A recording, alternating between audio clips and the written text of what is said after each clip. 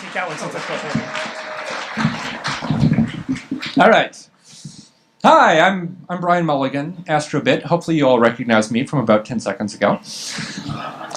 So what I'm going to be talking about today is dark matter. And specifically, what we think it is, how we're going about trying to find it. So the picture here, we've got a representation of all the energy that there is in the universe, as far as we know, and represented as an iceberg. And up here, the very top 5% is everything that you see. All of us here in this room, the room itself, the planet, the sun, all the other planets around our sun, our galaxy, every other galaxy that we can see constitutes a whopping 5% of the universe. The rest of the universe, 95% of it, we can't see. We don't know what it is. 25% of it is this thing that we call dark matter. I'll explain a little bit what that is, what that is in a minute. But yeah, we really don't understand what's going on. So I'm going to start out by giving you the punchline. What is dark matter? And the answer is, we have no fucking clue. We really have no idea. So I'll explain why we know it's there and some ideas of what we think it is. But the answer comes down to we really have no idea what's going on. So the story of dark matter starts about, I guess, 60 years ago now, in the 1950s. Does anybody remember this guy down in the lower right? Fritz Zwicky, yes. Fritz Zwicky, the definition of a rascable old astronomer. He was looking at clusters of galaxies, such as one down here. This is the Coma cluster. You might remember we were just talking about that about 2 minutes ago. We found a galaxy dominated by dark matter in the Coma cluster. But prior to that, in the 1950s, Fritz Zwicky was looking at clusters of galaxies and said, how much light is there in those galaxies? How fast are those galaxies moving? If we take the amount of light that's in those galaxies and say, well, we know how massive the sun is, we know how much light it produces, we know other stars in our galaxy and how much light they produce and how massive they are, we can add that up and say, based on the amount of light that we see in each of these galaxies, how much mass is there total in that entire cluster of galaxies? And the answer he came up with was, well, if we take all this light and put it together, and look at how quickly all of those galaxies are moving, that cluster shouldn't be there. All of those galaxies would have been flung off into space billions of years ago. That's a little bit of a problem. Now, of course, there's lots of stuff that we can't see. There's lots of dust and gas in the universe. In astronomy terms, all of us are more or less invisible. We give off a little bit of infrared radiation, but not very much. So in the 1950s, we said, okay, there's something funny going on, but there's more that we can figure out about it. Fast forward to the 1970s, and Vera Rubin was a graduate student in astronomy and said, you know, I want a really boring project that nobody's going to care about. And so I'm going to look at nearby spiral galaxies, spiral galaxy like this one, or like the one that we live in, and try to figure out how quickly the galaxy is moving. And if we look at how quickly the galaxy is moving, and look at the light that this galaxy is putting off, there's a lot of light in the center, and there's, more light as you go out, and then eventually there's an edge to the galaxy. Again, if we equate light to mass, we'd say, okay, there's more mass, there's some mass here, and you keep going out, and there's more and more mass. And if we want to stay within the galaxy, if we don't get flung off, you have to go some certain speed. You have to be in orbit around the center of the galaxy in some form. And so the further you go out, the faster you have to go. And then you get out about to the edge of the galaxy, and then you don't have to go faster anymore. You get to the edge, there's no more stuff, you can slow down a little bit. And when she started looking at galaxies, she found out that no, the further out you go, you can't slow down anymore. And that's a big problem. Because that means there's a whole lot of stuff that's out here that we can't see that has mass and is providing some degree of gravity. So the first thing I want to talk about of dark matter is why we call it dark matter. And the answer is that dark means it doesn't interact with light. There's a whole lot of stuff out in those outer regions that has mass, there's matter, but there's no light coming from it, and it's also not blocking any light from behind it.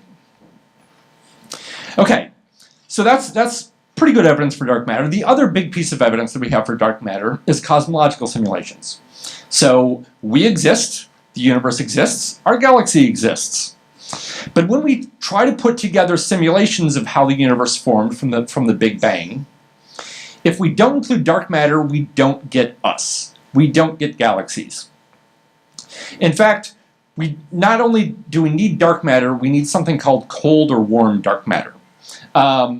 What you see here is a simulation of our universe. It started from the Big Bang, essentially, and progressed forward in time to more or less now.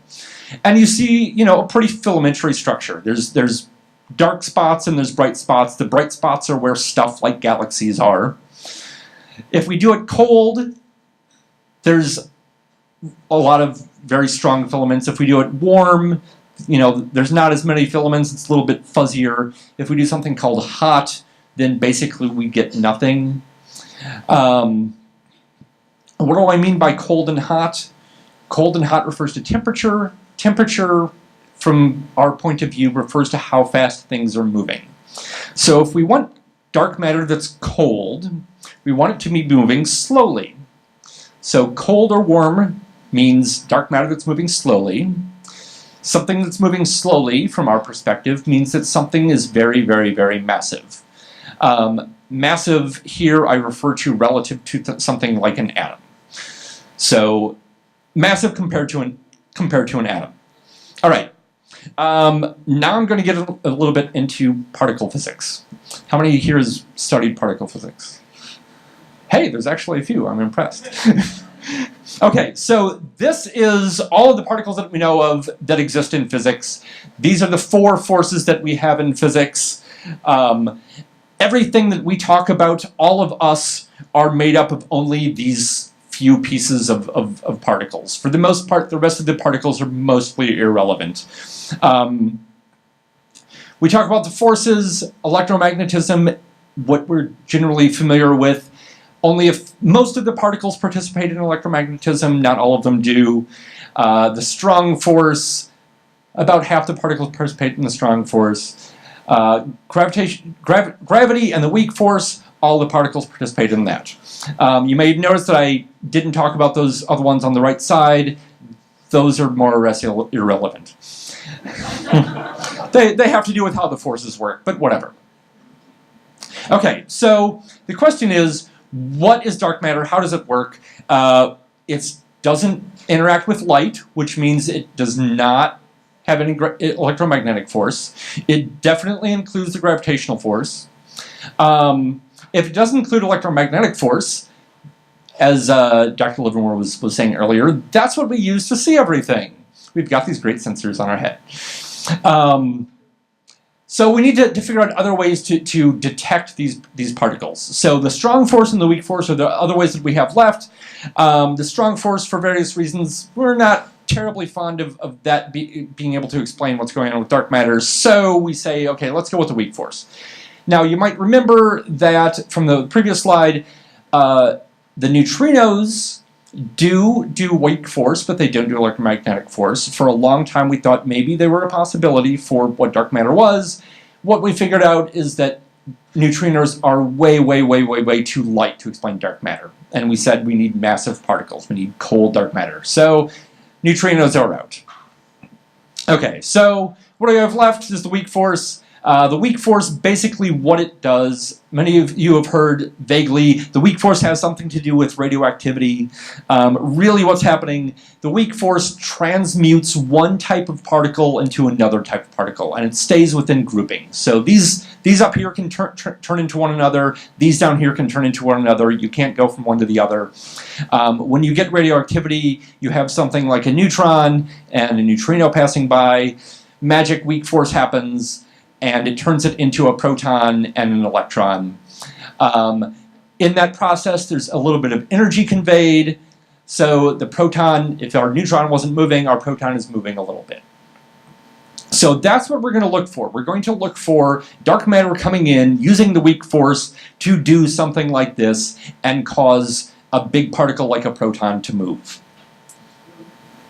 So the basic form of these experiments are, we've got dark matter. Dark matter is flowing through all of us, well, we think, perhaps, maybe, constantly. It comes in. Every once in a great while, it crashes into a particle, into a nucleus here on Earth, and that process generates essentially light and heat. That process of those particles getting a little bit of a push from the dark matter generates light and heat. So the way that we look for that, there's two methods. The first one, the cryogenic dark matter survey. This is an experiment up in Minnesota in which they put a big germanium crystal underground in a mine. They cooled it down, they stuck a superconductor on the side, and they tuned it just so that the temperature of the crystal is exactly the point at which the superconductor is a superconductor. And because a little bit warmer, it's not a superconductor anymore. Then we hook that superconductor up to fancy electronics, which is a technical term.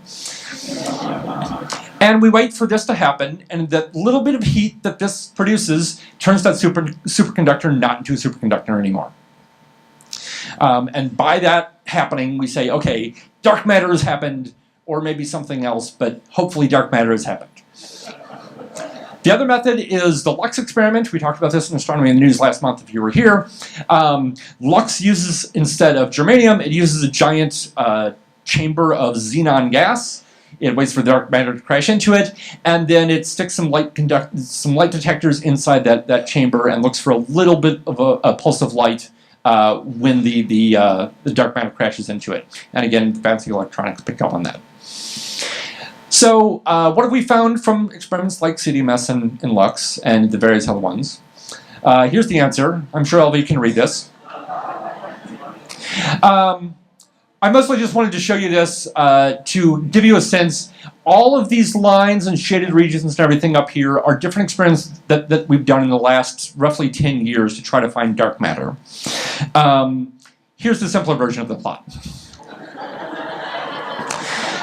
So these experiments are looking to find out not just the mass of the dark matter, but also the size of the dark matter. So we've got, the mass along the bottom in our special physicist units, and we've got the size of the particles along here. So far, all of our experiments have said, nope, nothing there. We've got a region down here that, through various other means, we can say, no, there's no dark matter down there. So all we've got left is now this thin little white band. This isn't very promising. Not much left to work with here. Okay, so let's try another method for trying to find dark matter instead. So many of you have heard about the LHC, the Large Hadron Collider in Europe. This is a giant ring of magnets and stuff that causes particles, particularly protons, to crash into each other at extremely, extremely high speeds, close to the speed of light. And one of the things that we're hoping to do here, we use this to find the Higgs boson. Heard about that. I'm not going to talk about that. But one of the other things that we're hoping for is dark matter to be formed in this process. So if dark matter exists, protons crash into each other, and every once in a great while, dark matter will pop out. Of course, we have to detect it. And as I said, we can't see dark matter. It doesn't interact electromagnetically. But in this process, they crash together. A whole bunch of particles that we're used to and know about will pop out one side, and dark matter will pop out the other side. And so we can detect all of these particles and say, hey, look, there's a lot of stuff over there, and there's absolutely nothing on this side. And so if we detect a lot of stuff on one side and nothing on the other, we can say, hey, we found dark matter. So what have we found so far? Nothing. So LHC was fantastic in finding the Higgs boson. After, about 4 years of experiments now, LHC has failed to find anything that could possibly resemble dark matter. We're honestly running out of ideas on this front. Standard physics isn't holding up terribly. Well, standard physics is holding up extremely well. Unfortunately, that means dark matter isn't showing up at all. So what do we have left? One of the most exciting possibilities right now is black holes. So about a year ago, LIGO told us that it found 2 black holes, each one about 30 times the mass of our sun, that crashed into each other. And this surprised the hell out of us because, well, we expected black holes to crash into one another, but we didn't really know if 30 solar mass black holes existed. In fact, we were a little bit surprised that they existed. They should be extremely rare, and since they're so rare, they should not be happen to be right next to each other and then crash into each other, especially not within the first month that you turn the detector on. So there's actually some strong possibility. There's been a lot of suggestions lately that black holes of that size, of about 30 to 50 times the mass of the sun, might explain dark matter. They might have formed fairly early in the universe. This satisfies our criteria for something that's extremely massive, a lot more massive than we were expecting them to be. But it works out great. So this is a very strong possibility for what dark matter might be. Another possibility is something called axons. I'm not going to talk about these, partly because I don't fully understand them myself, but I can tell you that they work out well for dark matter. They're light, except that they somehow get around the rules and still work out as cold. And they also actually potentially explain a lot of other peculiar things that we found in particle physics that we can't quite explain. So there's some premise on those. There's a lot of people working on that possibility. Another possibility is leaky gravity. So we're used to our universe. We've got 3 directions that we can move in, and we move through time. So that's a total of 4 dimensions. You've probably heard of string theory. String theory says there might be something like 17 dimensions.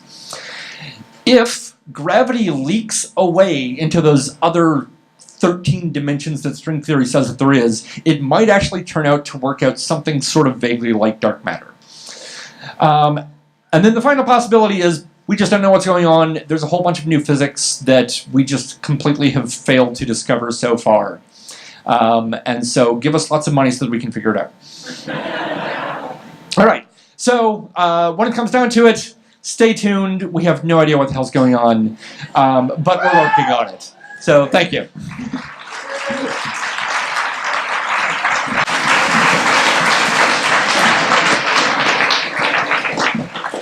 Thank you, Astrobit. Do we have any questions? That light is horrid. That is one light. Yes? Which one of those 4 possibilities do you think is like the black hole? Or what is it that black holes can explain that we say that's not? So the question is, which of those 4 possibilities that I showed do I think is most likely? Yes, I would say that I personally think that the black hole explanation seems to have a lot of promise right now. One of the reasons for that, there's something called the cosmic infrared background. You've probably heard of the cosmic microwave background. The cosmic infrared background is kind of a vague infrared glow that's coming from space. There's been some theories posited recently that suggests that that could be naturally explained by 30 solar mass black holes. Hey, it works out great. I also have some colleagues who have recently found that there's some particular qualities of galaxies shortly after galaxies form that work out a whole lot better if we start out with 30 solar mass black holes that formed on their own before stars. Why is that a bad idea? Why is that a bad idea? What's the counter argument? We don't have strong explanations for exactly how those black holes form yet. All of our theories in the past have suggested that black holes don't form before stars do. And so this is kind of new evidence that maybe they actually do. Over here. I was curious about the emotional experience of like being invested in certain theories and then having to deal with the evidence that comes in and how you take that as a scientist. So the question is, how do I deal with it emotionally, being invested in these theories? It's a roller coaster. It's absolutely a roller coaster. I graduated from the University of Minnesota in 2011. The CDMS experiment had just finished one of their runs. They published some of the results and said, hey, we found 2 particles of dark matter in the last 5 years. We were really excited. admittedly, all of us were also very, very, very, very skeptical at the time. These experiments, they're very much up and down. Sometimes you find something. The fact that we've been pushing more and more to that boundary on that plot that I showed that all said nope, we all were sure that we were going to find something every time that we did another one of the experiments, and now we've gotten the slice down so far that we're all kind of going, oh, it just, yeah, that's not happening anymore. Over here. Go ahead, Leon. So the dark matter thing is basically a fudge that makes all the equations work, right? So you've got balancing mass. You've got balancing mass on together. So you've got two sort of ultimate ideas. One is that the dark matter is right, but the equations are right and the mass is out. Right? You can have to account for that. The other option is that the mass is out and the equations are out. Yeah. What do you feel in your presentation where we sit? So, $100 million we understand. I mean, if you can pay my salary for the next, that'd be great. So the question is, you know, where do we find this balance? Where do we stand on the idea of, are our equations wrong? We measured how much mass that there is, and our equations are just wrong of telling us how things should be moving, versus our equations are right, and should there be a lot more mass to explain it?